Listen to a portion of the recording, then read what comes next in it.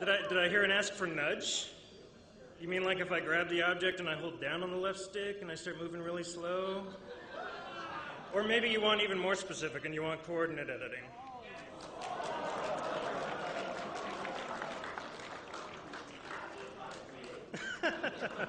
No, we love you.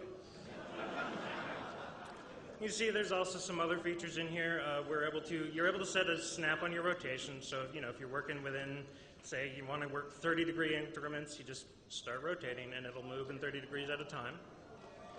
And then if you're like, you don't really like the way you position that, let's just start all over.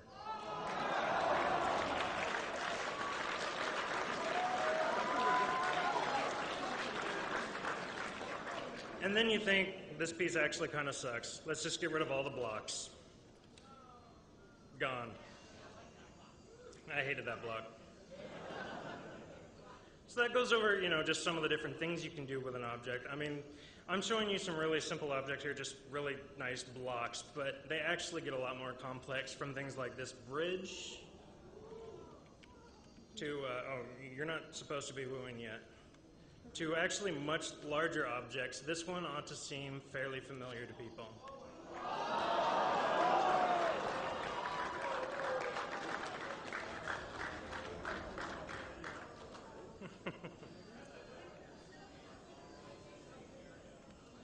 Of course, blocks aren't the only thing you're able to place. You saw earlier I was placing a kill ball. David Allen is about to show you guys the power of what we call the vehicle man cannon. Excuse me. You're going to drop a mongoose or something for them there? Oh yeah, you're going to completely miss and we'll all laugh at you. There it goes. Yes!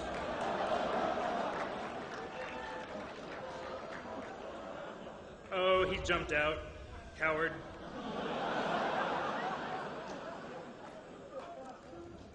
And then, of course, a lot of the things that you were able to place,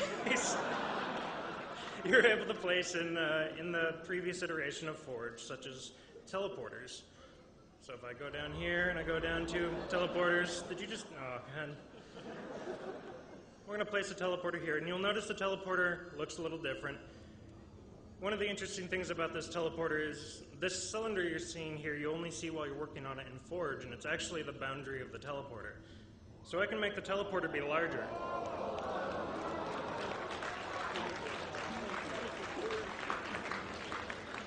But wait, there's more. You can also decide what gets to teleport through it. For example, players, land vehicles, heavy vehicles, flying vehicles.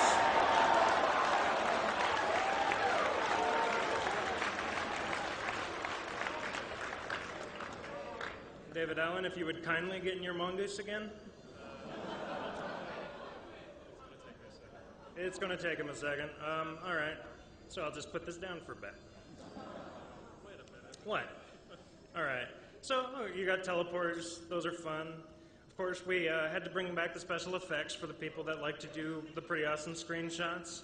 I mean, the old ones like Colorblind makes everything nice and grayscale. And then we've got, some fancy next-gen stuff. There you go. Old-timey, now it looks like an old film. All right, here comes David Allen. Oh, wait, stop. Forgot to set the teleporter. There you go. That's going to end great. He'll be fine. Oh!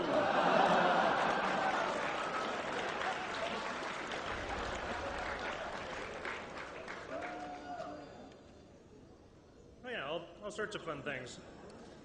Make it look like it's at nighttime. All right, so that's a pretty good sampling of some of the different gadgets you're able to play with.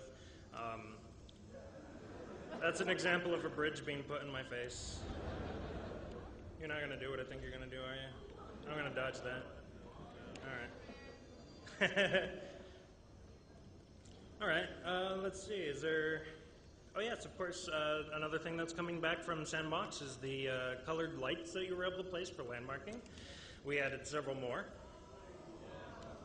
And some of them do cool things like pulse gently.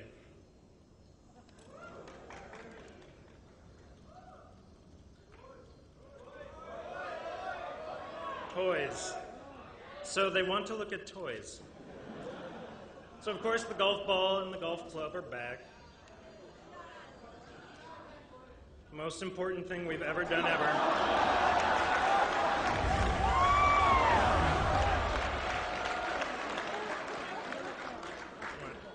What are you pointing at?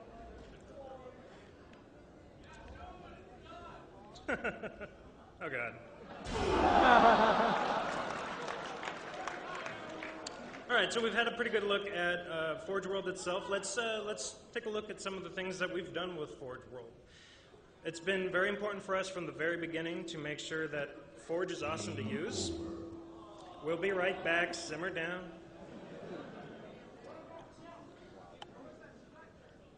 What day when chess was April Fool's, my friend? Again, it was very important for us from day one to make sure that Forge is awesome to use. We saw the things that people were doing, and I don't just mean the maps. I mean the art and all the crazy things that you guys have come up with. And we wanted to make sure that that was as painless as possible. And to that end, we made sure that designers, myself for example, and Chris Carney, one of our multiplayer design leads who's back at the ranch, actually built maps for the disc. What's that? Okay. So we're going to show you another map from the Forge World list called The Cage. And this is a map that Carney built originally completely inside Forge.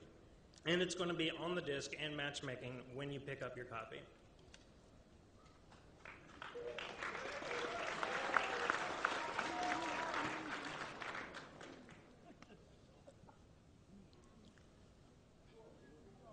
That's great. It's a loading screen. That's awesome. All right.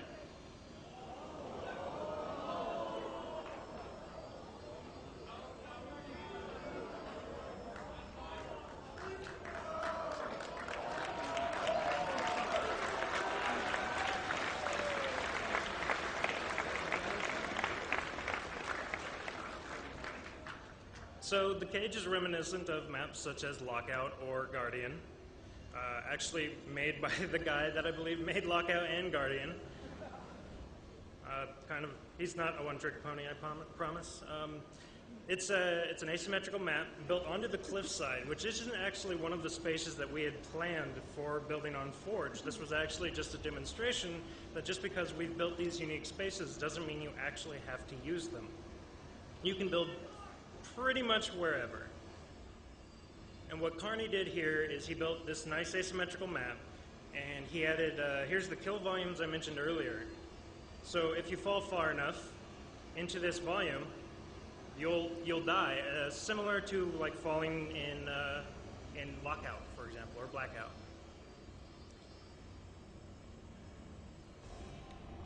There's Hologram. He thought I was going to fall for it.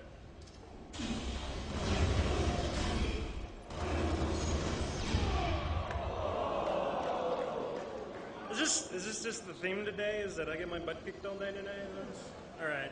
So what you saw there was that I used hologram, but if you haven't noticed just yet, I don't have an armor ability attached. The way he did that was that he was actually able to place his own.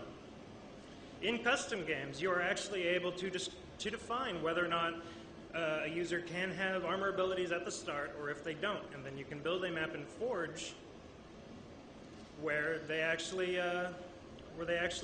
have to pick them up like power items, like an overshield or active camo.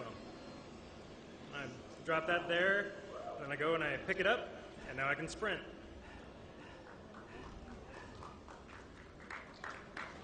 And I think that's about all we got to show for you guys. Thanks.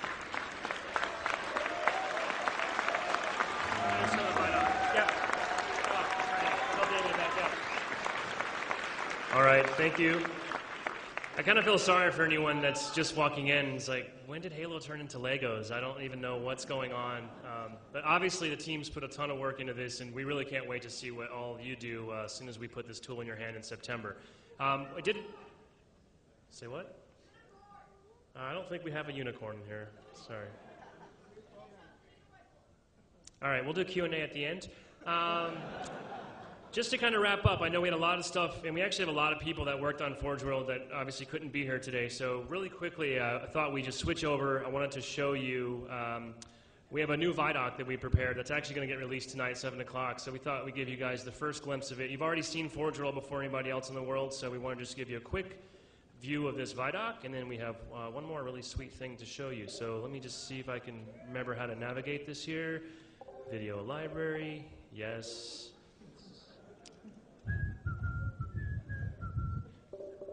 And I don't know if we mentioned this specifically, but obviously all your maps that you build in Forge, you'll be able to save, name, tag either on Bungie.net or directly in the game itself. So not only is it easier to build stuff better than you could before, but it's going to be way easier to share and find that stuff as well. So that means that Shishka and the team will be able to find your awesome maps, get them into matchmaking, and who knows, maybe you could be famous and everybody could be playing your version of the map that you built on the rock face. So. Oh yes, the question was, can you have more than 100? Actually, yes, you can. I believe the final limit is you can have up to 1,000 of every item type. So 1,000 game types, 1,000 maps, 1,000 screenshots.